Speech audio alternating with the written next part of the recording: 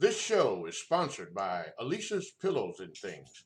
Check out the Facebook page, Alicia's Pillows and Things, where you will find home decor you will not be able to resist at prices anybody can afford. Check out the pillows and stools of your favorite sports teams.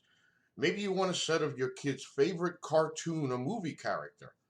You can also get full body and neck pillows as well.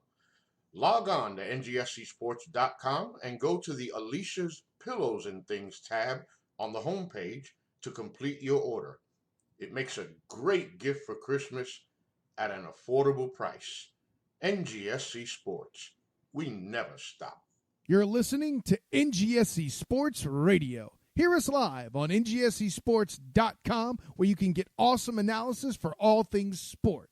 Or check out our podcasts on iHeartRadio, Spreaker, iTunes, TuneIn, and much more.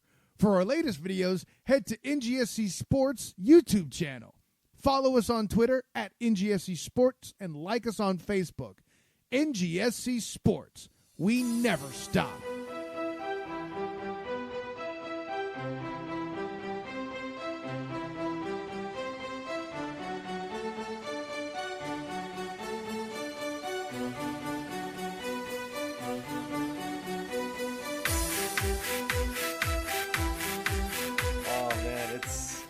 It's always nice when people get your memes. Now that Dio Madden's not on my WWE Raw broadcasts anymore, who else will get my memes? Oh, no more Dio. It's okay. He's gonna beat Brock Lesnar, so it's fine. Yeah, it's gonna be fun, Ed. We all needed someone to do the soul transfer from The Undertaker. And we all thought just The Undertaker would transfer his soul into Brock Lesnar. And Brock Lesnar would then become the unkillable Demon King. And it's like, no. He's going to give it to Dio Madden. And then Dio Madden is going to kill Brock Lesnar. And it's going to be great. So excited. So excited for you. Oh well, Anime will always be real in my heart. Welcome everyone to episode 291 of the Phone Fair Podcast. What a start to this one. This is not a quiet cast this week, folks. Big week of Premier League action to talk about. It's the holiday season. That's as much as that song I can do without royalties. So you know what that means. Everybody's playing 6 matches a week now. It's great. Let me pull this up. I think I still have this. We're playing I think we're playing 11 in 41 days. No, that's I happen to, because one of the articles I have, the ESPN player started for some reason. So here we go. We've already done November 30th. We just did December 4th. So then it's December 7th, 10th, 14th, 17th, 18th, 26th, 29th, January 2nd. That is 1, 2, 3, 4, 5, 6, 7, 8, 9, 10 games in the span of, let's call it 33 days. Now, don't forget, which are you going? I'm just going off of whatever's on this ESPN graphic. Because don't forget that Liverpool actually get to play the FIFA Cup in there too. Oh, okay. So they had that as TBD. So gotcha. We're playing Wednesday the 18th and Saturday the 21st. So our match with West Ham is still yet to be rescheduled. Okay. So we're actually going to come out with a match in hand. Mm-hmm. But I know we're playing on the 18th, and then we're playing either the final or the third place game on the 21st. Okay, so there's one extra one in there. That is actually not graphic. Right. So 3. And don't forget that on the 7th, right? And on the 17th, our B team gets to play the League Cup quarterfinal. Yep, Aston Villa. So yeah, that is 3, 6, 9, 10, 11 games in 33 days. So yeah. So woo! Thanks, Premier League. Thank. And of course, in true Liverpool manner, instead of going ahead and just, beating Napoli, to have basically a free match against Salzburg. Nah. Had to draw that. So Yeah. yeah. Yeah. So now we get the. So now it's a. Now it's a do or die. Pretty much. Well, we have to get a draw at the least, or not get beat by more than 2 goals. Yes. Yeah. Okay. It's great, isn't it? Welcome. So, I'm Edward Green. He's Wes Bradshaw. We're going to get into this in just a moment here. Plenty of Prem to talk about from almost 2 full weeks worth of matches in the space of a week. There's still matches to be played tomorrow, Thursday, but we won't cover those. And hey, it's Arsenal, so who cares? We also have certainly not their fan base. That's true. And Unai Emery doesn't care anymore either. The FA Cup draw also came out. That is a thing that happened. That's a thing. And Euro 2020 group draw happened. So, damn right it did. And there's a favorite for Euro 2020. Is it England? Oh, it is. Oh man, I will say that is a group of life draw. If I've ever we got a great draw. Holy shit, we'll get to and that. it will only get cooler with Scotland in there, which would be even more fun. An all continental final. Oh. So of course we'll do that. We'll do the news and notes. We'll do the watch for, and I don't know. Maybe we'll do So Raw. We'll see about it. Maybe not. Maybe not. Yeah, who cares? Sorry, it's been a busy couple of weeks. Guys. All right. So with that, we do want to remind you guys that this podcast is presented by NGSC Sports and NGSCSports.com. We never stop, as well as Alicia's Pills and Things. Hey, listen, guys. If you are a fan of the New England Patriots, let's say, and hey, apparently you suffered a bad loss this week. I don't know. I didn't actually follow. All I know is that Bill Belichick, who is usually a very gregarious man, seemed to not have such a comedian. Seemed to have a not very talkative press conference. So I can imagine he's a bit down in the dumps. And Bill, what better way to get out of those dumps than with a full body pillow picture of your man Tom Brady? Oh my God, you just literally got me about a quarter of a chub there. There you go. I mean, what you just hold on to it, secure, tight, unlike Wes Welker did that one time in the Super Bowl against the Giants. Boom. Gotcha, Wes Welker. You didn't think this was going to be a Wes Welker drive-by? Well, here we are. This is the Wes Welker episode. Oh, fuck you, Wes Welker. Sorry, Wes. not that Wes. The other Wes. That kind of makes me feel bad. You get to be Wes. He's the other Wes. He's Wes Welker. Yeah. So listen, check out Alicia's Pills and Things. She will get you the good stuff for whatever life getting you down, or maybe you just want to celebrate. Hey, let's what was Charles's dog's name? Oh fuck! I just saw this. Charles Boyle's dog? Yeah, the one that humped everything. I can't remember, but I do remember it humping everything. Oh well, hey. We could just say Nikolaj. Nikolaj doesn't hump anything. How dare you? How dare you dirty that man? No, Ed. It's Nikolaj. Nikolaj. Ed. Yeah. You're not saying it right. It's Nikolaj. Nikolaj. No, Nikolaj. Nikolaj. Okay, that was good, actually. Very good. Thank you. Okay, so. Good job. I knew you'd get it eventually. Nikolaj Jensen. So go check out Alicia's Pills and Things. She has nothing to do with Nikolaj Jensen, but she has a lot to do with the great pillows and other accoutrements you can find on her Facebook page. So go check that out for some great deals there from Alicia's Pillows and Things. Enough frivolity as I clap back on the week that was in the Premier League. As we hit Saturday, I'm not really sure how to do this. TBH.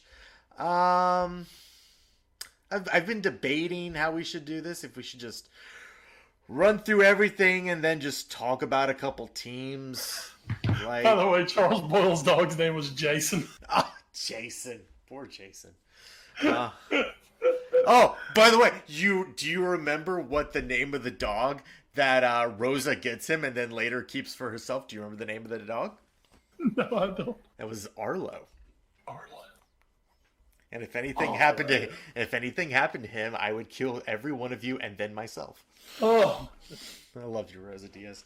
All right, here, let's do this. We're gonna do a rundown, and then we'll just talk real quick about how we're feeling about the top. We'll say top 4 teams in the table going on. We'll throw a few others.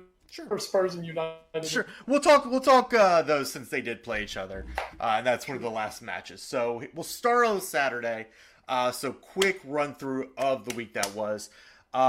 Big match coming right out of the gate. Newcastle does it again. They draw City 2-2, answering a pair of goals from City just every time. Every time City pinged them, Newcastle was pinging back.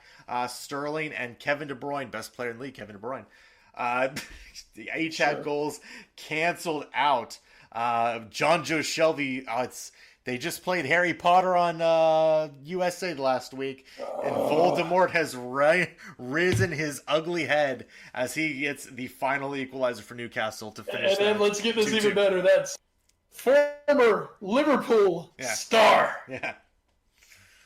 Exactly. John. So he's we have our red agent spread around the league.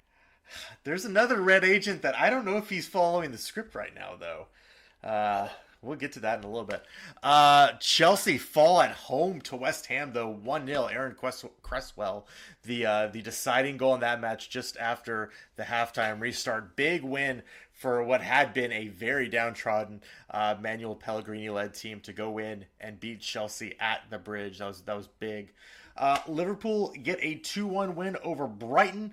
Virgil van Dijk with 2 goals in the span of 6 minutes early on in the match was enough for Liverpool, as a late Lewis Dunk goal was not enough to bring Brighton all the way back at Anfield. That was a 10-man Liverpool due to Alisson having a rush of blood to the head and inside the box. Yeah, got sent off, and Adrian had to immediately come in, and Martin Atkinson quickly blew his whistle for play to start. Don't think we don't know all about you, Martin Atkinson. You dick. 2-1 is the final. Hey, there's other people that had fun with 10 men this week. 10 men, not the death sentence it once was, apparently. Tottenham with a big 3-2 win over Bournemouth. It looked like smooth sailing for most of the match, as Dele Alli can literally not stop scoring. He gets the brace within 50 minutes, and then I do believe Spurs are undefeated when Moussa Sissoko scores, and so he strikes in the 69th minute. Nice. As Tottenham do get the win, they do have to stave off a late charge from Bournemouth, but otherwise Tottenham in complete control of that one. Palace beat Burnley 2-0. Wilfried Zaha, almost at Arsenal's Wilfried Zaha, gets a goal in this one, along with Jeffrey Schlupp, to beat Burnley on the road. Southampton, a very vital win over Watford, 2-1. 2 late goals, including one from Danny Ings, that proved to be the equalizer. The eventual winner coming just a few minutes later from James Ward-Prowse. Big win as Southampton looks to pull themselves out of the relegation zone. Norwich draw Arsenal 2-2. Everyone's favorite Canary, Timo Pukki, on the score sheet once again for Norwich, as he gets the opening goal.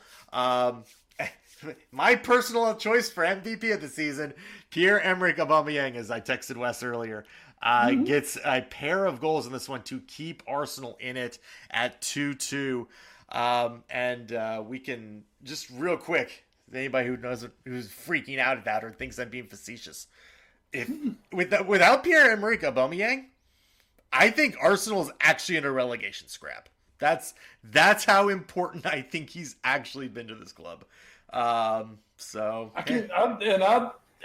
sitting and thinking about it for a few minutes, I came around and agree with you on that. Yeah, I don't think he's been the best player this year. Don't get it twisted. I don't think he's been the best player. No. But this brings us back to the old base question: best player or most important player? Yeah, I think he's most been valuable player. I think if you took, when I texted Wes, I said if you took him out and put in a replacement level striker on that team, they're terrible. His only fault this year was unintentionally saving Emery's job multiple times with late goals. That's the only thing you can fault him for this year. So Aubameyang doing it, keeping Arsenal within striking distance of maybe 5th place. Wolves and Sheffield. Speaking of 5th place, a battle for that. 1-1 draw between these two teams.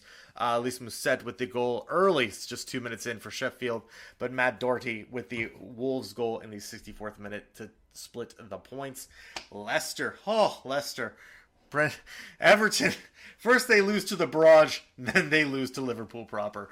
2-1 is the victory line for that, as Kelechi Iheanacho with the late heroics gets Leicester the victory there.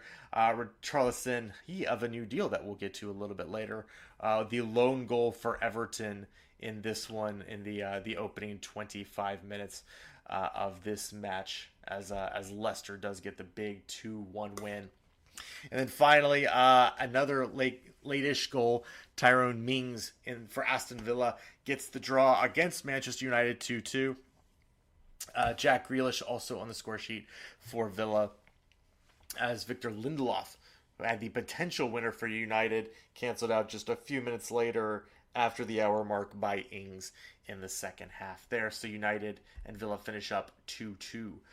Then the midweek matches. Tuesday, Palace beat Bournemouth 1-0. Schlupp gets on the board yet again in the 76th minute of this one, and that was 10-man Palace defending most of the game, gets the shock goal against the Cherries to give them a very poor defeat on the road. As Palace, hey, we said they got through the rough part of the schedule, and now you look just real quickly at what Palace has got coming up here. Now they're done with Bournemouth. They got Watford, Brighton, Newcastle, West Ham, Southampton, and Norwich. That's the rest of their holiday schedule in the Premier League. It's a lot of wins right there for Palace potentially. Just saying. Maybe. Just don't forget, this is still a Roy team that can go to hell at any time. I did see an interesting stat today. I don't remember all 5 teams. I remember Spurs and Liverpool were 2 of them. I think City was a 3rd. But behind those 3 teams and a 4th team, Palace has the 5th most clean sheets over, I think, the last 3 years in the Premier League. That's insane. That I never would have expected it to be Palace. So, but hey, yeah, Roy plays defense. What can you say? Roy knows how to play. And then City gets back to winning ways by taking their aggression out on Burnley and Turf Moor. Sean Dyche knows about defense. Defense didn't help him here. A clean 4-1 victory for the Citizens, as apparently the 10th best player in the world, Riyad Mahrez, gets on the score sheet for City in the 87th minute. We'll get to that in a little bit. Don't you worry, folks. Can't wait. Very interesting. Oh, Sri Lanka. What did you do? And then finally here on this Wednesday, Chelsea get their, I was going to say back to anyways again, but they do get to it with a second straight game at home. This time it's a win thanks to Mason Mount's goal in the 48th minute to beat Aston Villa 2-1. Leicester continue the party through Jamie Vardy. He has another goal in the week, as his penalty in the 55th minute is the decider against Watford. James Maddison tacked one on at the end to win it 2-0. United beat Jose Mourinho in his homecoming to Old Trafford as they take out Spurs 2-1. Dele Alli, maybe with the goal of the week. He hits it in the 39th minute, but a Marcus Rashford penalty for his second of the match was the decider there. Southampton 2, Norwich 1, Danny Ings and Ryan Bertrand on the score sheet. Timo Pukki trying to bring his team back in it, but Southampton trying to continue this surge up the table, and with it they have currently found themselves back out of the relegation zone through that. Wolves keep wolving on, 2-0 victory over West Ham. And finally, in the first Anfield derby of the year, first of 3 as far as we know, Liverpool beats Everton 5-2 in this track meet. It was 4-2 at the half. Divock Origi with a brace. One of his 800 goals, apparently, he has scored against Everton. I'll give you a great one here. Divock Origi. has scored more goals against Everton than Mane, Salah, Firmino combined. That's amazing. I love numbers. I love numbers so much.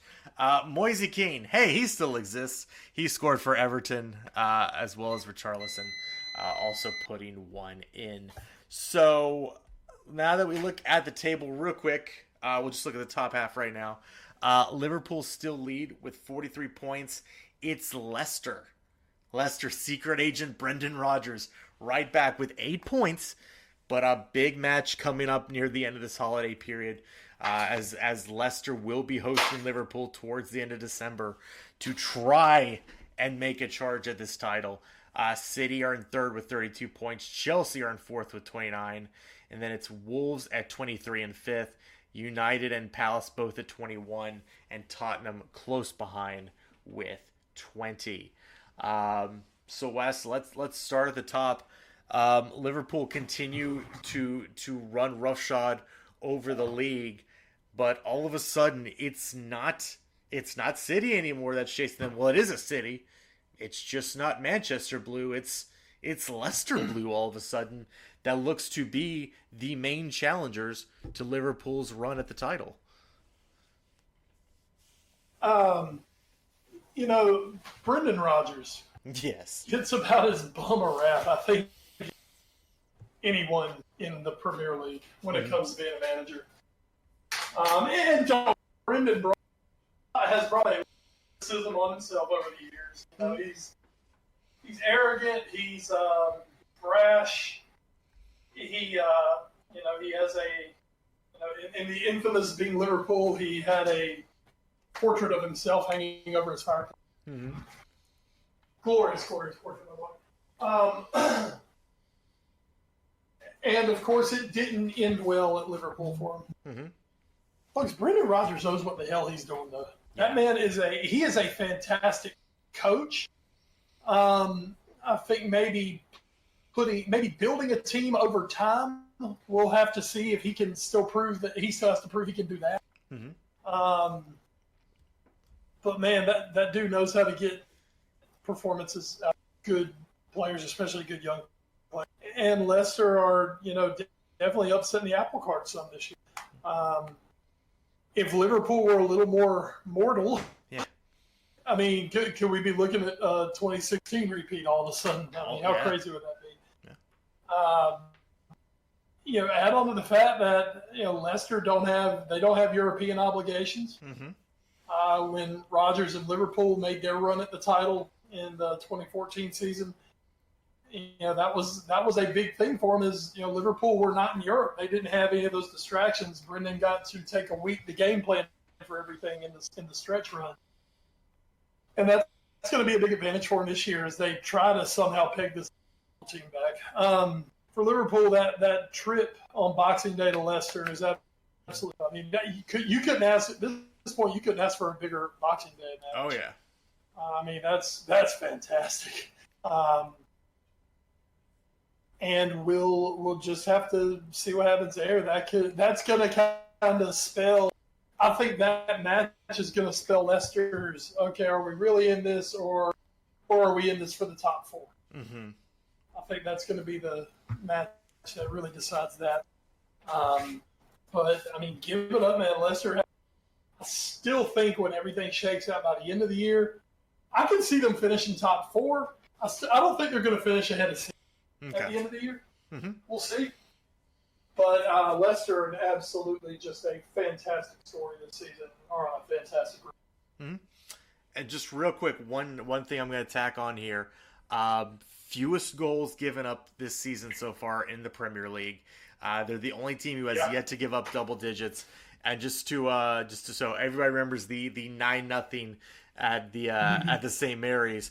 Before that they played Burnley.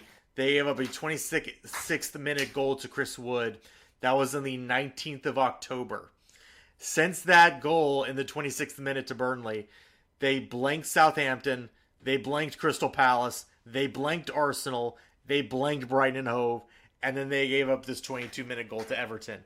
But that was 4 straight matches, and the better part of a fifth, they didn't give up a goal. And that, look, say what you want about Palace and Arsenal. They don't suffer from lack of offensive threats. So no. This was definitely not that that killed them. Yeah, so this is a very impressive Leicester team, and you just could even go back to the first time Liverpool and them matched up when it was a late James Milner penalty that was the decider in that one, or else that would have been a 1-1 draw. So this is a Leicester team that I think believes they can beat Liverpool when they get them at home. The kicker will be 5 days before that, they will be traveling to Manchester City as well. So it's Watford, Villa, Norwich before City, Liverpool back to back. We will see at the end of this month where Leicester is, and if they can come away with 2 scalps, not an easy task by any stretch of the imagination, but if they can do it, starts to get interesting. Is what I would say. So that's all I'll say about Leicester. That's all I got to say about that. Thank you, Forrest. Mm-hmm. But obviously, Wes, Liverpool still in the driver's seat and finding ways outside of the dominating performance against Everton, finding ways to just come up with a little bit of magic along with some very good performances to keep up this undefeated run, which I believe is now 32? 32. Yeah. 32 unbeaten. Yeah. Which is a club record. Mm-hmm. So, of course, Arsenal had the invincible season. Yes. We'll see if Liverpool can continue on with that as they try to navigate the absolute minefield that will be this December period for them. But now, Wes, as we take a look at the 2 teams that are directly below the top 2, Man City and Chelsea, two very good, but I think also very flawed teams. City showing that they still have a lot of quality, but just just lacking a little bit of that defensive prowess that they had. Still leading the league in goals at 43, and 17 given up, nothing to scoff at, but just a little more. They're just not able to play out of the back as well this year, it seems like, for a Pep Guardiola team. And as for Chelsea, while the youth movement can look great at times, there's going to be those few matches like the West Ham match at home on the weekend where that youth is going to show through from both the players and the coach. And they're just going to have a few of these oopsie games like the one against West Ham. Well, starting with City, it's a very easy reason to understand why they're not playing like they have been out of the back. Mm-hmm. And that is all, to me, that's 100% down to the year of Eric Laporte. Yeah. Oh, who yeah, was absolutely. by far their best center back. Mm-hmm. I mean, by far, wasn't even close. Mm-hmm. And Laporte picked up that injury, and they have certainly felt that and not been anywhere near the same team since. So that's definitely something that you have to take into account. Now, the thing with Laporte, they're saying he'll be back for the end of the year, they believe. Could be back maybe February, something like that. Okay. So, that's going to be a help, of course, himself back into shape. And don't sleep on City to go out and drop some cash in January. True. Very true. I mean, they've got the money to spend. Pep's going to, why wouldn't you is all I can say. I mean, if you're City, you got it. If you can find a guy who can do it for you, why wouldn't you? Right. Don't forget, they actually got a Miracle Porter Mm-hmm. in the January transfer. The same one that Liverpool got. So, those 2 teams, they're not going to go out and just spend in January, but if they target a player and they think they have a chance, Mm-hmm. Don't be shocked if City go out and do something. But really, that's the big thing with City. It's been that, and due to that, having to drop back into the defense has upset that midfield balance that they have so well. Like you said, they're still scoring goals. I mean, they're going to score goals. Oh, yeah. And what's scary is it's a team that doesn't have leadership season with it. Gabriel Jesus has not played well. Yeah. Bernard Silva has not duplicated the form of last year. And yet they're still doing this. So, real quick, if I can take us on a quick tangent, is Gabriel Jesus ever going to be great? I mean, he's got all the tools. I almost wonder if it's going to be one of those somewhere other than City. Okay.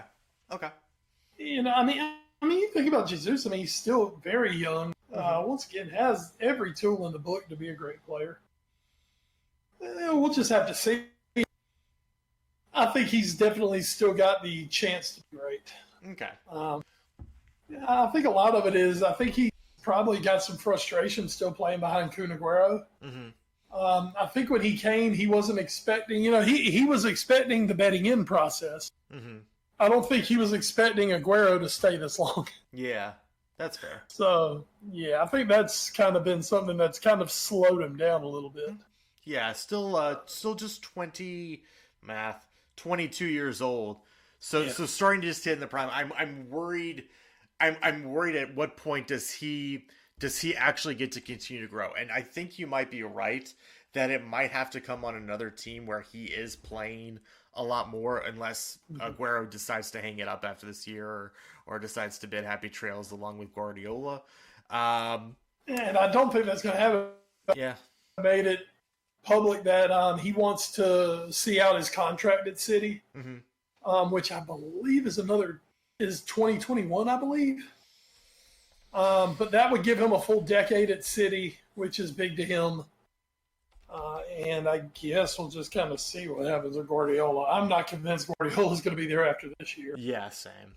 So, yeah, we'll have to see. Yeah, that's just my worry, is that I worry that this period of stagnation has basically just made it so, nope, this is who Jesus is. He's good. He's really good, but he's just never going to be that, like, holy shit forward from Brazil that we all maybe kind of thought he could get to. He's not going to be the next Ronaldo. Yeah. By Ronaldo, I mean Fat Ronaldo. Yes. Our favorite Ronaldo. He's not going to be Messi. He's not going to be Mbappe. That doesn't mean he can't still be a fantastic. Absolutely. So, guess we have to. Yeah. And then as for City, or sorry, that was City, but I don't know if you were done with City, but then we also had I'm Chelsea, good with City. Chelsea as well. Chelsea. Here's the thing. I mean, you're gonna have to be ready for days like this from Chelsea.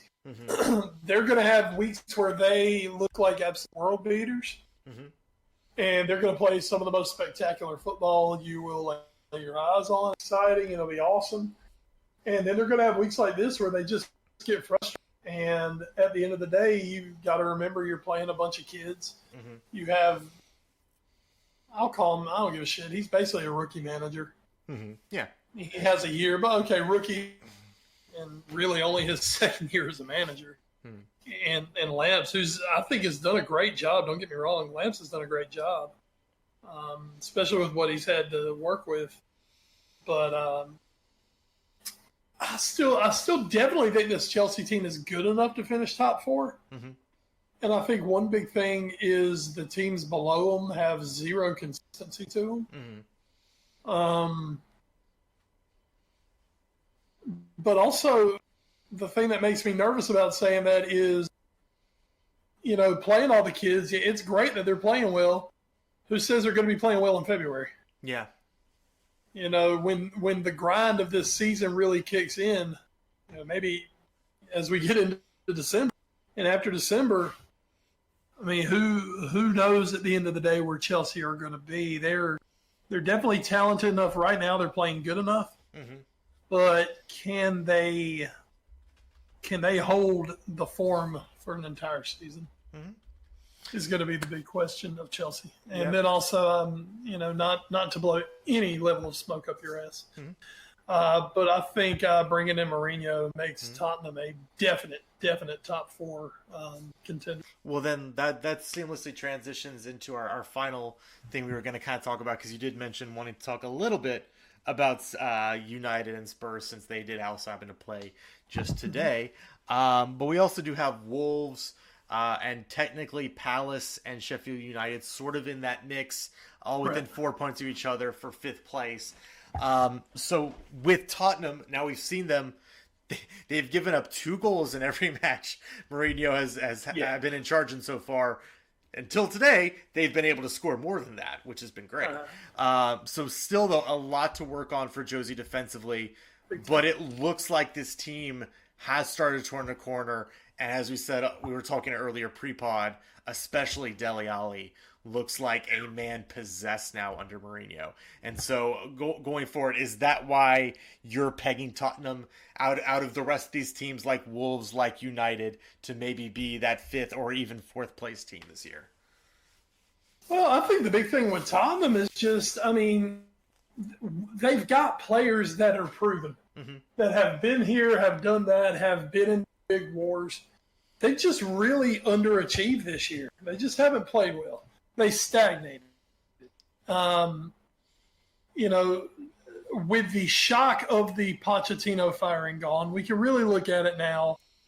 And, let's be real, it had stagnated. Yes, by all means, it was kind of shitty to do what they did to Pochettino.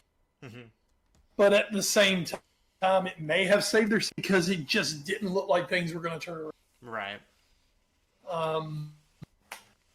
And as much as we like to deride Jose Mourinho, let's not forget that at the end of the day, Jose's won how many Premier League titles? I believe it's 3, is what he says. He has won 3 Premier League titles. 3. He's also won that thing called the Champions League a few times. Yeah, he's won that twice. And I guess that they did on him on the other. Basically going through his entire career. That was great. That was great. Especially getting back into the Porto years. And I didn't even realize he'd been the manager for a few months. Yeah. That was basically his first job. I guess it was, I knew Josie starting as Porto Josie. Yeah.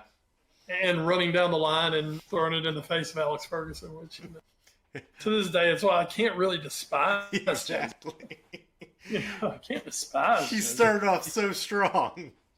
Exactly. God, you kick Alex Ferguson's ass. I'm down. But if Mourinho can get it right and not blow everything up, which, in all honesty, this isn't the year he blows. That's still a couple years down the line before he blows everything up. Yeah. I don't see why Tottenham, I'm going to throw this out here. I can't make a run at the top 4. And I'll throw this out here, B. I almost say that Tottenham may be, I think they may be your dark horse favorite to win the FA. Really? Well, Josie does not discount the cups. That's true. And we know that. We know that Josie wants to win everything. So he doesn't discount the domestic cups. And I think for him, obviously he's got another month to start getting ready for the FA Cup.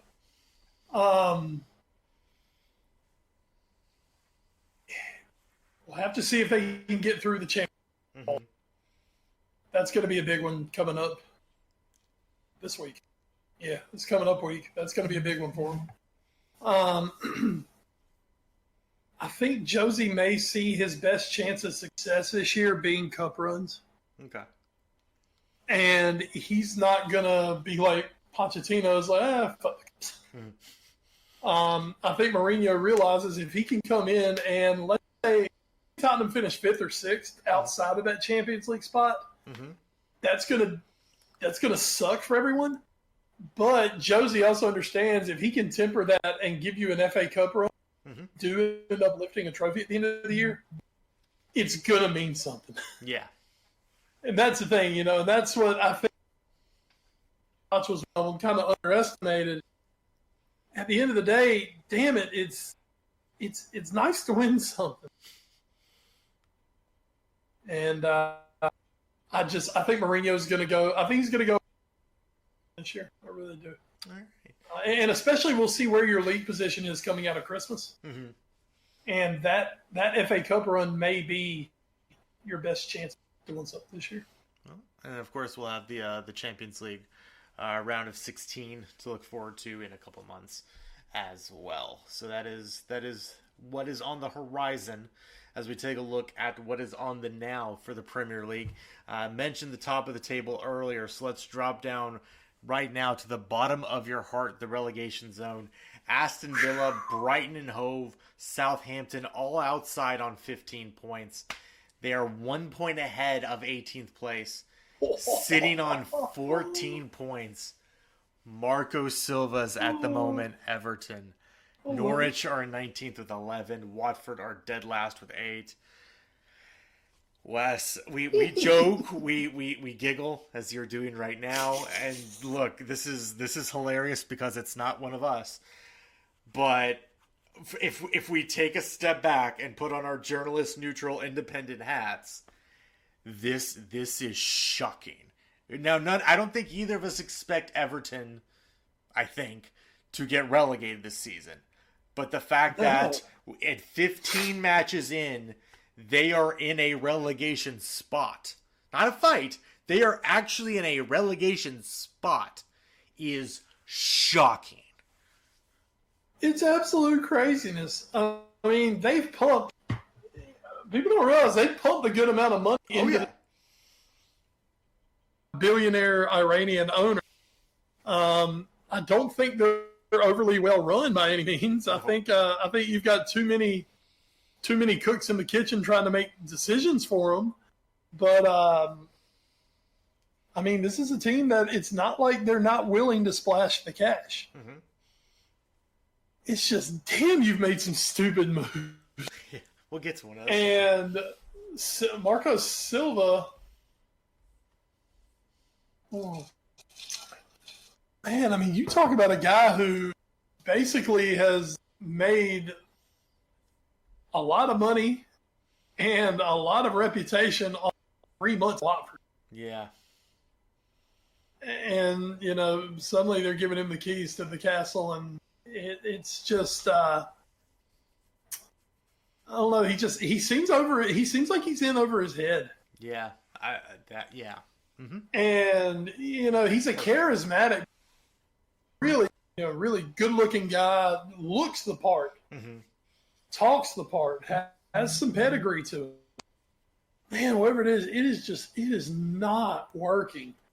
And right now Everton are in such a tough spot because they're in a brutal stretch of their schedule. Mm-hmm.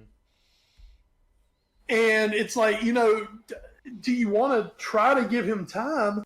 But then it's like, how do you judge him based on like these next 5 matches? I mean, you're talking about playing Liverpool and City and Arsenal and Leicester. Leicester twice.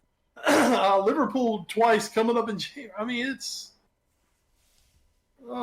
crazy. It's crazy, but I mean, I can't see Everton finishing the season there. But as it goes on, I mean, what do you say? Mm-hmm. I mean, I can say all day, I don't think they'll end up there. Well, at the end of the day, I mean, shit, they might. Yeah. They might. The way they're playing, they might. So, I think obviously you got to get Big Sam on speed dial. Work once, it can work again. I mean, tell you one thing, Liverpool won't beat him 5-2. Yeah, that's true. That's crazy. It certainly won't be 5-2 against Liverpool. Yeah, neither of those scores would be the same. No. Yeah, you talk about this run. They just went to Leicester and Liverpool back-to-back, and they have Chelsea, United, Arsenal in front of them.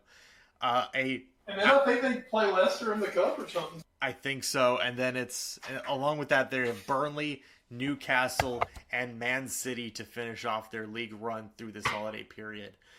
I knew City was in there. Yeah, I mean, it's. I don't know if there's a win in that stretch. Newcastle's on the road. Maybe Newcastle and Burnley. Maybe, but. Okay, real quick. Arsenal at this point.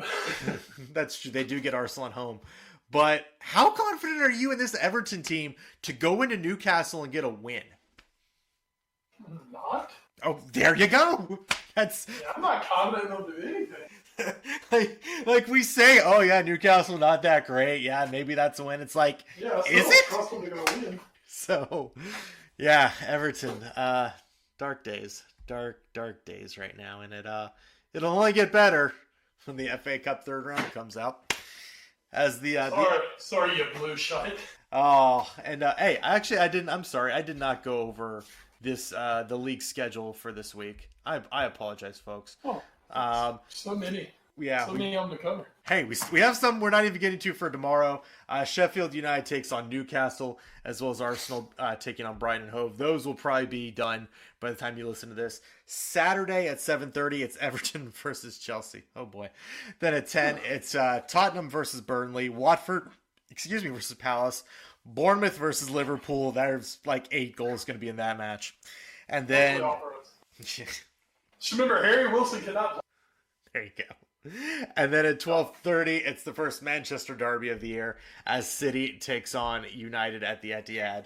On Sunday, it's Villa versus Leicester, Newcastle versus Southampton at 9, along with Norwich versus Sheffield. Then 11:30, it's Brighton hosting Wolves. And then on Monday, it's West Ham versus Arsenal in a great London derby at 3 p.m. on December 9th. So yay to that. So that's your that's no midweek matches next week for the Premier League. It's a European week, baby. That's what we're talking about. And just to run those, Liverpool go to Salzburg, as we said, needing a result to guarantee their passage. Tottenham, now give me the Tottenham. Tottenham's through. Okay, Tottenham are through. That's right. Tottenham are through. We don't matter. We're going to Bayern. We might lose 8-0. It doesn't matter. We can't catch them no matter what. So we're but you're also not getting caught. So that's very true. So we are Chelsea are playing for their lives. Yes, very much so. And City are through. So two teams can kind of roll out who got to go. And of course, one of them to get results is freaking Liverpool. Of course it is. Of course. Always the tough group stage. Third round FA Cup matches coming up in that first weekend of January because there's no rest for people. There's 2 what I would call 1v1s, which are Premier League versus Premier League matchups. One is Wolves hosting United. That's actually kind of a fun one. And then there's Liverpool versus Everton. Of our teams, also Tottenham will be heading to Championship side Middlesbrough. And if you're looking for big upsets, hey, Boston United, sixth division of English football. They still have a replay versus Rockdale. But if they beat Rockdale, they get to host Newcastle. That a 6th division team could be hosting Newcastle. Elsewhere, I really want Mr. Henry and Mr. Werner to I mean, shouldn't FSG own that club? Absolutely. There can't be a conflict of interest there. It's fine. It's Boston and Boston. There you go. There are 2 5th division sides still in. Hartlepool United has a replay against Exeter City, but Fieldy, they're going to be heading to Sheffield United to take on that Premier League club. That's a big one for them. Only would have been better if they could have got them at home. So, Wes, everything else about this, I want you to call it right now. Liverpool plays Everton that weekend, January 5th, whatever, at Anfield. Will Marco Silva be in Everton's dugout? Yes, he will. For the last time. Oh, there it is. We're gonna fire another. How many managers has Klopp fired? This is begging This is begging for hashtag Thursdays to happen now. You do realize that, right? Oh, Like I'm gonna wake up in 6 hours and with the notification on my phone, Marco Silva fired by Everton. well, but what will truly happen in the third round match is, just fucking place. There you go. And have to go to Goodison for a replay. On to your 2020 draw. Real quick, we'll go through. Not every team has qualified yet. There is still a play-in that's very confusing. Don't worry about it. We'll get to it late in March when that actually happens. We'll see who actually gets in. Here's the qualified teams. Group A is Turkey, Italy, Wales, and Switzerland. That's a fun group because who knows who's getting out of there, maybe besides Italy. Same maybe for Group B outside of Belgium. They're joined by Denmark, Finland, and Russia. Denmark and Finland actually hosting these matches, so that's a pretty nice advantage for them. They won their first ever Euros. The Finns, they did it. They have Erling van Herden. Group C, Netherlands, Ukraine, Austria, and one of the play-in teams will be joining this group of life. Speaking of groups of life, Group D, England, Croatia, the Czech Republic, and the playoff winner of C. So it will either be Norway, Serbia, Scotland, or Israel will be joining this group. Okay. Group D. You call that group of life. You're talking about the freaking World Cup. Comparatively speaking, I think Croatia's on a downturn. I know Czech Republic beat England that one time in qualifying, but I think that for what they could have gotten, I think England did okay. We'll get to the group of death. Don't worry. Spain, Sweden, Poland is a almost group of death. Sweden coming on decently well. Spain trying to stave off the demons of Father Time, and Poland trying to just have Lewandowski carry them through. They'll be joined by the playoff winner of B. And then there's Group F for... Holy fuck! So there will be a playoff winner in there. It's either from A or D. If it's A, it could be... who's the playoff winner from A? It doesn't matter. Well, all you need to know, it's Portugal, the defending Euro champions, and France, the defending World Cup champions, and Germany, who will be the hosting this group. Now, to be fair, all three of these teams can potentially advance from this group, because the third place team with good enough points can advance out. So, all three can still get out. But holy fuck, this is a group of death still. Like, I don't even know. Like, Germany are the hosts. They've struggled a little bit recently, but, like, are you counting out Germany in Germany? Like, this is an insane group to me. I really, the only team I don't have about is France. Mm-hmm. I really don't know why we would worry about the French even in this group. Mm-hmm. At the worst, they're finishing second. Yeah. And they're most likely going to win it. Germany are at a point where we have no damn idea to get from them. True. And Portugal are in this slowly getting to a post-Ronaldo world, where even with Ronaldo, he's not the Ronaldo of old, but he is still capable of time. Sure. So I think you have, whatever they can throw the tournament favorite. I still think France are going to be. How are France not the tournament favorites? The actual tournament favorites? Because it's England, baby. Because the English are doing. Well, now let me ask you this real quick. But I think the other two are flawed. But potentially. Okay. What I was going to ask you is, because you say France are the tournament favorite, I know they haven't done anything yet. Are they a favorite over Belgium? mean, I just think the fact that they're the defending World Cup champions. Okay, fair enough. And the fact that, I mean, they're bringing back most of that squad. I mean, I think that's just got to put. Okay. All right. And then the fact that, I mean, Belgium's never won anything. True. At the end of the day, Belgium's never really, you know, they've still got to prove it. But, yeah, I mean, I would still put France as. Okay. Just That's it. Yeah. Others. Oh, it's gonna be England, baby. It's coming out. Coming out. Just to temper things slightly as I look further down the line, I'm no, I don't do that same thing.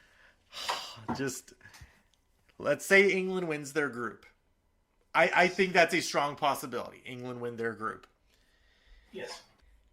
They will play the runner-up from Group F. It'll be the Germans. And we know how that ends. Oh no. Yeah.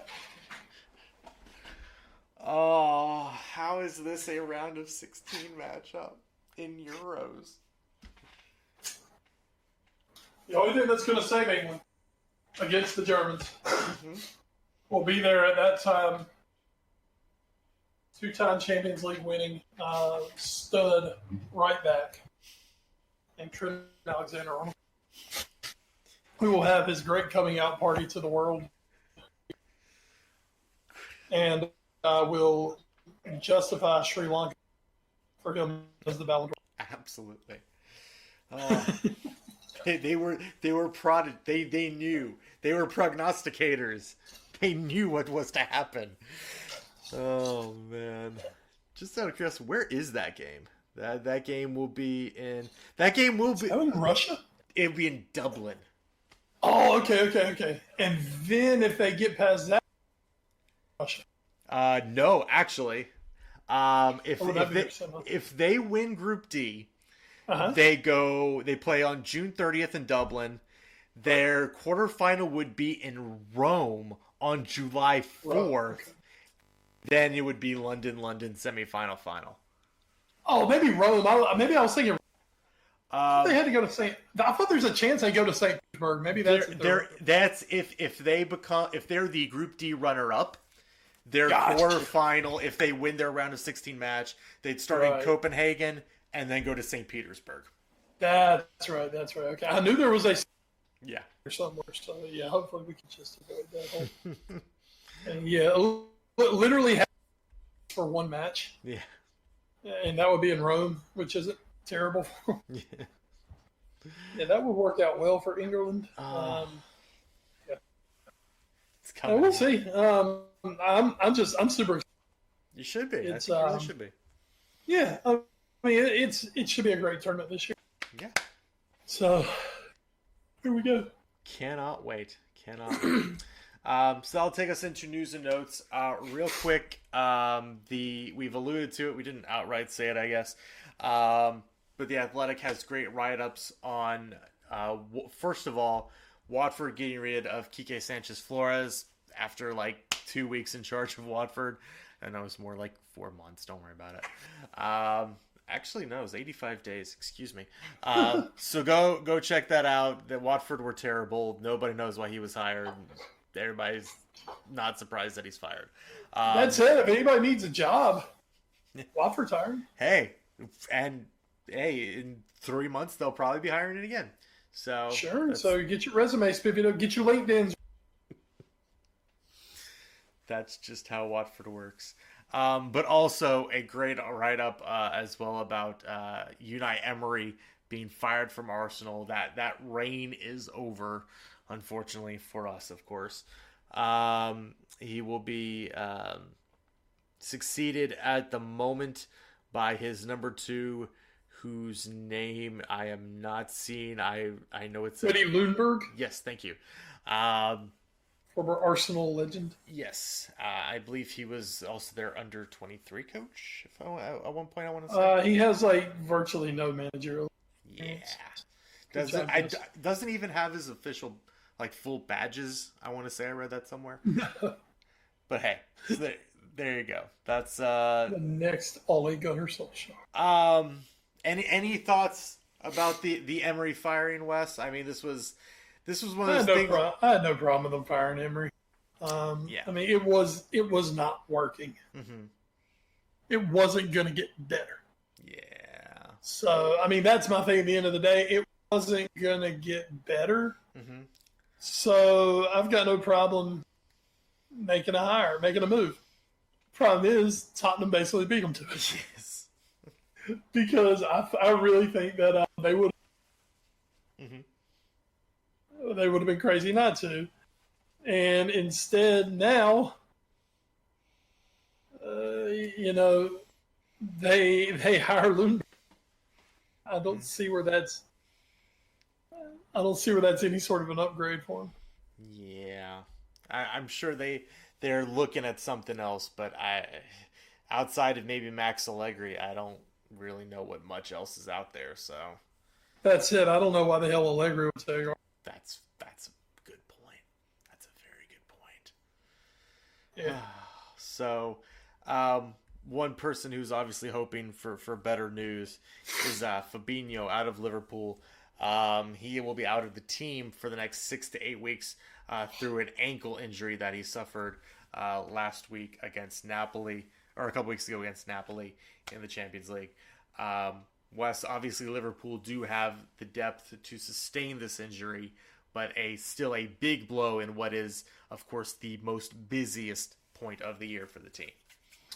Absolutely. I mean, on top of that, you look at the fact that Fabinho has developed into one of the absolute best central defensive mids in the world. Mm-hmm. He's kind of like he's the fulcrum of that Liverpool team. Now that said, don't cry for Liverpool here. Since he's gone out, they've started Jordan Henderson and Gini Wijnaldum there. Yeah, what have those guys ever done? Oh yeah, they got Liverpool to a Champions League final a few years ago. I mean, don't forget, those were the two guys who played that position when Liverpool went to Kiev and lost to Madrid.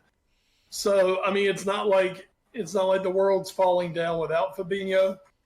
But that said, it is definitely not the same midfield, and long term, you don't want to be without. Mm-hmm. So, you know me, old best positive Bradshaw, old Mr. Glass half full. The way I'm looking at this is Fabinho's going to get a nice break, and when he comes back, he'll be ready to absolutely rock and roll the second half of the season because he'll have 2 months of non-game time on his leg. So there you go. There's me trying to make myself there you go. as I shotgun NyQuil. Well, hey, if you want to make yourself feel better, let's head to the other side of Liverpool, where we've already dumped on them a ton in this podcast. We're going to continue to, I think. I feel like at any other point, you'd be like, yeah, okay, this seems like a good idea. Everton have signed Richarlison to a contract extension through 2024.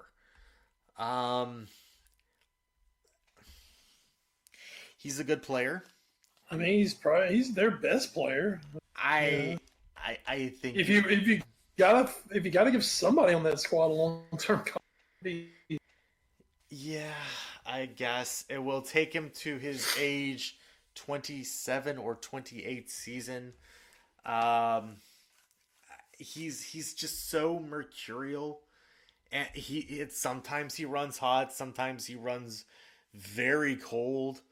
I feel like if you're wanting something big to happen for Everton, that where something needs to change, I think you have to aim, with all due respect to Mr. Richarlison, I think you have to aim a little bit higher than him. I don't know what else you can get if you're Everton. This seems like a very big move. I do know that there was talk in this article from Bleacher Report about that there was some contact with Manchester United that maybe they were interested in for him.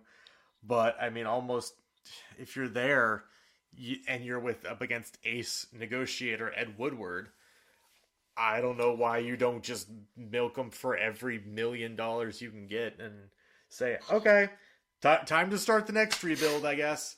Because whatever we got going on here ain't working. I guess they're thinking we're just going to build the entire team around him now. If you're going to sign him to that long of an extension. I know 5 years doesn't sound like that long, but I feel like in soccer years, that's actually quite long. I don't know. I was just very kind of, yeah, that's a thing about this move. And maybe my take is like completely wrong. I'm not wowed. I think the phrase I would use is, and the crowd goes mild. I mean, once again, when it comes to Richarlison and Lucas Digne are about the best thing that Everton have. Yeah. Since apparently they have destroyed Moise Keane. That's not going to last. That's its own thing, I guess. Apparently they've just completely destroyed him. So yeah, I saw his dad wants him to head back to Italy. Yeah, seriously. It's like, we only had to go back to you. Just get us the hell out of here. I don't blame him. I mean, once again, Richarlison, he's not a player you build your squad around. That's my feeling, yeah. But, I mean, when I think you almost need to try to hold on to what sometimes. I mean, if you've got something good, try to. Mm-hmm. So, Richarlison's one of those guys when he. So, I mean, I don't really have an issue with it. Mm-hmm. It's kind of like we said a little earlier about Everton. Mm-hmm. I think they're very poorly run overall. Mm-hmm. Yeah. I don't disagree with that in the slightest. What I do disagree with is some of these Ballon d'Or votes. No, let me be very, very upfront about this. I have less than zero issue with Lionel Messi winning this award. Less than zero. I don't, whatever. Sri Lanka putting Trent Alexander-Arnold first is the biggest mindfuck I think I've ever seen in my life. Like, I know people voting for this sometimes are really stupid. That might take the cake. And with all due respect to Trent Alexander-Arnold, we think you're a fantastic player. There is no way on this earth you were the best player this year. I mean, you know how much I love Trent Alexander. Yes. Yeah, I mean, I can agree with that. That was one of the crazier things that I've seen or heard. And especially the fact that it could have actually kind of caught. Yeah. It's like shit, and I mean, here's the thing, man. Sri Lanka, big in Sri Lanka, huge in Asia. Yeah. Just kind of like we're huge in the Balkans. Yep. Liverpool have a big following in part of the world. So it didn't surprise me that a Liverpool player kind of won there. Just surprised me maybe that you didn't just kind of stick with the script and go with Van Dijk, and let's see if Van Dijk. Hey. As I saw somebody comment, they were told to vote for the Liverpool player with 3 names. That's a good one. I like that. They just screwed it up. Oh man, was the closest. Yeah. Ballon d'Or voting ever. 686 points for Lionel Messi, 679 for Van Dijk in second. Third place was Cristiano Ronaldo with 476, so over 200 points away. Can't really figure that out, but okay. I would say that's confusing. And as far as like actual vote totals, how is Riyad Mahrez the 10th best player in the world? How did that happen? I haven't seen the total. That had to be an Africa thing. That's what I'm thinking, because he had 33 points. He had more than Frankie De Jong, Sterling, who they're teammates, and he was better. He had more points than Hazard, De Bruyne, Matthias de Ligt, Aguero, Firmino, Griezmann, Aubameyang, like, I don't understand this guy. Let me pull this up here because I don't want to get his game totals wrong, but I have a feeling he didn't actually play that many matches this year. This is let's see, 2018-19 season. He played 27 matches, scored 7 goals. And that's one of the reasons why, I mean, you've almost got to take this. I mean, it's kind of known as the big award. Yeah. But, God, I mean, it's like. Mm-hmm. You know, I mean, sometimes you just can't take this stuff that seriously. Yeah. Mm-hmm. And this is just one of those examples of that. With all due respect to a guy you just mentioned a few minutes ago, Mr. Giorno Wijnaldum, you got to vote. Good for you, I guess. Dusan Tadic. Genie's had a great year. He's a great. I mean, would you say he's one of the top 5 players in the world? Look, hey, I love Son Heung-min. I don't think he was one of the top 5 players in the world. He got 4 points. I don't know, man. I don't know. I also think Van Dijk just kind of got screwed also by his own teammates in other ways. Like, because, I mean, 4 of the top 7 were Liverpool players. And, I mean, in all honesty, you can't really argue with those 4. Yeah. I mean, they were all magnificent on the year. You know, Allison was named best goalkeeper. Mm-hmm. You know, Mane finished 4th in the voting, which I have no problem with. Shit, I got no problem if you was a better player this past year than Ronaldo. Mm-hmm. Especially when you take into account all the goals that Mane doesn't take penalties. Yeah. At all. That's James Milner's job, baby. That's Miller's job. Miller takes the pen. But so you know, but I mean, and that also when you look at that Golden Boot last year, Bobby, Salah, and both of them had multiple goals scored from penalties, especially Aubameyang. Mm-hmm. And then you've got Mane right there who scored all of his from open play. Yeah. You know, because he doesn't take penalties. It's very subjective. Once again, it comes down to that, best player. You know, if you're just going to give it to the best player in the world, just give things to Messi. Yeah. We understand. Might as well. You know, there was kind of I don't want to say conspiracy, but there was a. Personally, I think Van Dijk had a better year.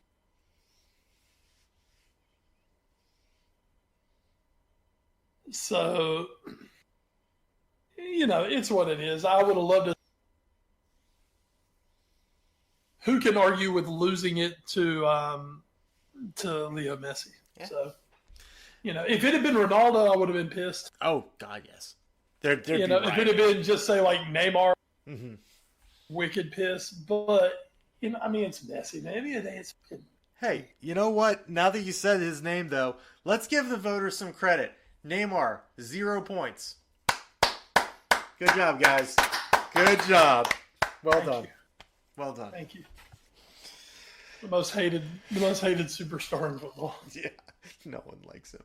Other winners at the Ballon d'Or, Megan Rapinoe destroyed the rest of her competition. 230 points, beating Lucy Bronze, who took silver, and Alex Morgan, who took bronze in this competition. And then the Copa Trophy given to the best player under 21, Matthias de Ligt, just edged out Jadon Sancho, as well as João Felix. And then, as Wes mentioned a little bit ago, the Yashin Trophy, which is the inaugural award for best goalkeeper of the year, did go to Alisson by a wide margin over Marc-Andre ter Stegen, as well as fellow Brazilian Ederson out of City. So, hey, even Wojciech Szczesny got votes for that one. So good on you, Szczesny. Good on you, Szczesny. Good on you. So that's gonna do it, I think, for news and notes on this week. Let's hit the watch for. Wes, what you watching in the week that was, or the week that will be? I know you said it's been a busy week, but anything tickling a couple of oldies but goodies. Mm-hmm. As I think I little underground show. I doubt many people knows, but yeah, I'm watching that. I'm finally getting around to that. Hey, folks, it could be in a year span. I finally got to justify Breaking Bad and The Sopranos. It's been a good year. I have been watching this week. I've been watching. Stupid dog just stood right in front of me and peed on the floor. Good God. Me and the parents have been watching season 1 of Jack Ryan. Oh. On Amazon, because season 2 has come out and they want to watch season 2, and I'm like, well, obviously you got to watch season 1 first. So we're gonna watch. I've been watching some season 1 Jack Ryan. It's refreshers. So just a great show. I can't recommend it enough. Really good. That's kind of it for me this week. Oh, I saw Frozen 2 over the weekend. Oh, how was it? It was good. The music's really good in it. There's nothing quite as epic. Or do you want to build a snowman? Uh-huh. But it was a really good.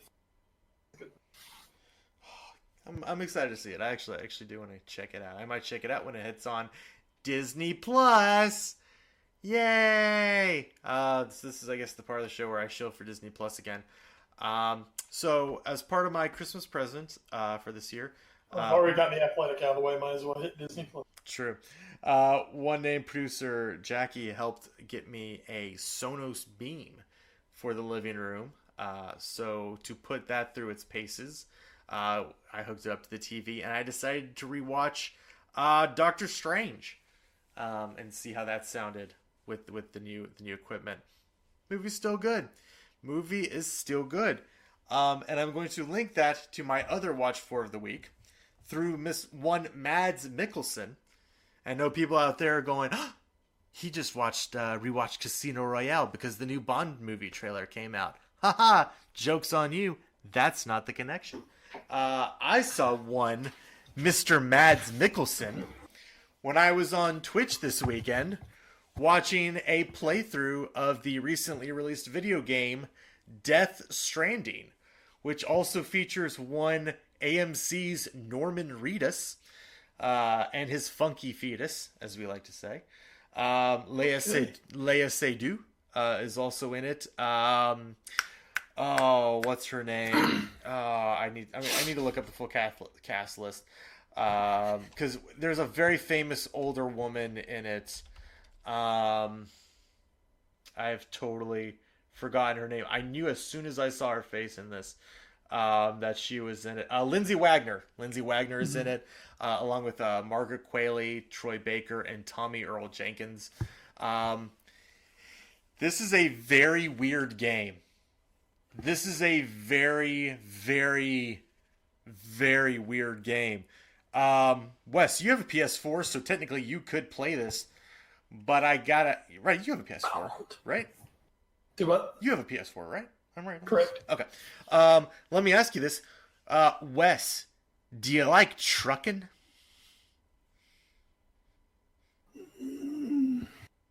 Not really. You don't like getting in a truck and just trucking across America?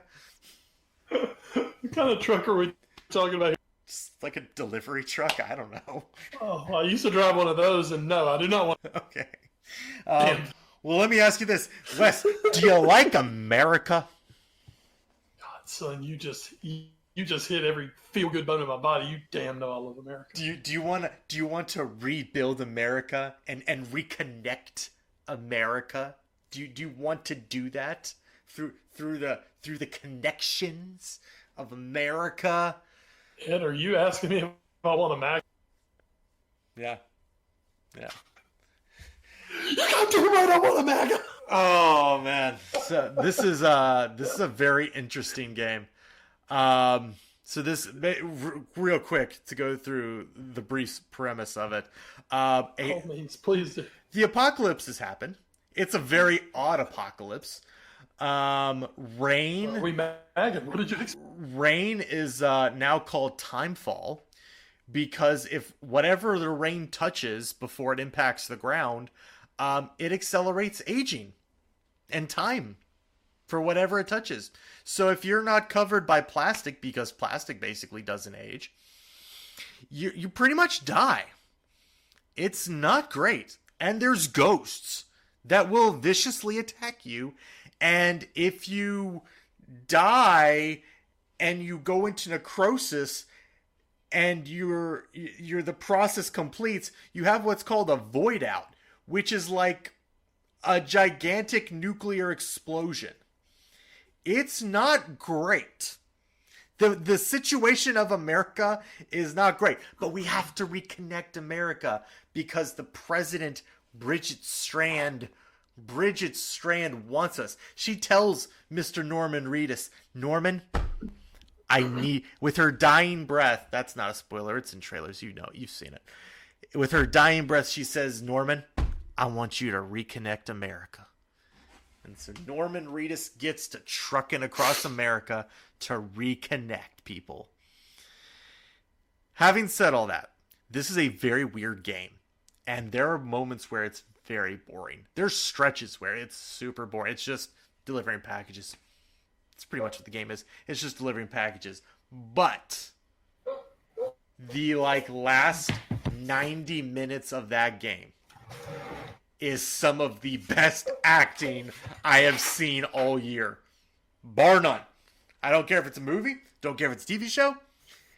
It is some of the best acting and heartfelt emotions I have seen in a piece of media this year. The last 90 minutes make the entire bullshit that comes before it totally worth it. So if you're out there and you're on the fence with Death Stranding, I don't recommend you play this game. But watch someone play it. And then get to the end and watch the end, because the end, that last 90 minutes to 2 hours is just, c'est magnifique. Norman Reedus with a tour de force, along with, again, Mads Mikkelsen, and especially Tommy Earl Jenkins. Tommy Earl Jenkins fucking knocks it out of the park for his scenes. As Tommy Earl Jenkins plays the named Die Hard Man. Die Hard. Yeah. Are we literally bookmarking this entire episode? Yeah. Brooklyn Nine-Nine. There's Die Hard Man, Guillermo. Is that how you say it? Guillermo del Toro? Sure. Yes. He plays Dead Man. There's also Heart Man. And there's Mama. And of course, President Bridget Strand. Oh, it's amazing. Norman Reedus and his funky, funky fetus. Also, check out his new AMC show, Ride. That's not a joke. Apparently, there's actually a show on AMC. Because Norman Reedus can't just have one AMC show. Oh, no. He's been doing that for years. Oh, no. Wait, what? Yeah, the Ride show has been around for Wait, it has? Tillman, buddies like riding motorcycles. Stuff like that. Wait, what? This has been a thing. Ride with Norman Reedus has been a thing? Yeah. I did not know this. Okay, so first off, when I saw it, because it advertises it in-game, I thought, oh, okay, that's kind of stupid. That would be something Norman Reedus would be in. Good joke, game. And then I was like, oh, no, it's real. I was like, oh, okay, that's interesting. And now I'm finding out that this show has existed for like 3 years. Mm-hmm. What the hell? Okay. Oh, man. Okay. Well, there you go. Mario Batali was on an episode. That's great. Never checking this out. But thanks, Norman Reedus. Thank you so much for that. So that is the watch. Thanks before Mario Batali got in trouble. Yeah. They just put him on a motorcycle and let it drive off a cliff. So, with the Death Stranding behind us, now that we all are the Death Stranding, that's going to do it, I guess, because there's no So Raw this week. So. No, sorry, guys. It's okay. Dio Madden is going to go kill Brock Lesnar. It's going to be fine. We'll cover that when it happens. You already gave us the update. There you go. We love you, Dio. Do big things at the Performance Center. That's going to do it then for episode 291 of the Foreign Affair podcast. As always, thanks to our podcast presenters, NGSC Sports, as well as Alicia Spills and Things. You can find them on the social media, as well as us as a collective. We are at AFA Pod on the Twitter. Wes, your Twitter handle is? I'm at Wes Bradshaw 21. I am at Edward Green. You can also find us on Facebook, Instagram, and YouTube via our parent show, The All New Sports Show. And you can email us at allnewsportshow@gmail.com. Thanks to our podcast providers, including Podbean.com, Stitcher, Spreaker, iHeartRadio, the TuneIn Radio app, Google Play Music, and the iTunes Music Store. We'll be back next week to wrap up the Champions League in the week that was, as well as the Premier League action from the weekend. But before we get out of here, Wes, anything else you want to add? It is Eastern, it is, I guess, regional final week here in the great state of North Carolina for high school football. And we have 3 local teams in the regional finals. The North Edgecombe Warriors. Yeah. And then you've got 2 teams hosting. Southern Nash hosting Eastern Alamance in the 3A Eastern Final. Mm-hmm. And those plucky, scrappy underdog upstarts, the Tarboro Vikings. I think they're playing homes again. I think they're playing Eaton homes again. So trying to figure out which one I'm going to. So I'm packing my coveralls because it'll be a It's gonna here be in a North little chilly. Carolina this weekend. Yeah. But Eastern Finals are here, and Tarboro looking to go 7th state title, and Southern Nash looking to get there for the first time ever. That would be insane. Absolutely insane if they could do In the it. membrane. Absolutely. Crazy that school could finally break through after all these years. So check out the All New Sports Show Twitter for score updates when they go final this weekend. So that'll be lots of fun. But for that's the All New Sports Show. And for this has been the Foreign Affair podcast. So from McCall and Crime, Wes Bradshaw, I'm Edward Green. Thank you so much for joining us here this week. We'll catch you guys next week. And until then, stay safe and enjoy the football. And good night, Merseyside. You the you now. And good night to the reigning 6-time champions of Europe, those mighty Reds of Liverpool, who played the Toffees for a laugh. We left them feeling 5-2. Good night. And good night to Cristiano Ronaldo's sister. It's okay, buddy. Oh yeah, she's the worst. It's okay, sis. It's okay. Don't worry. It's all gonna be fine. Your brother's not in jail, and that's what's most important. That's right. He's still earning.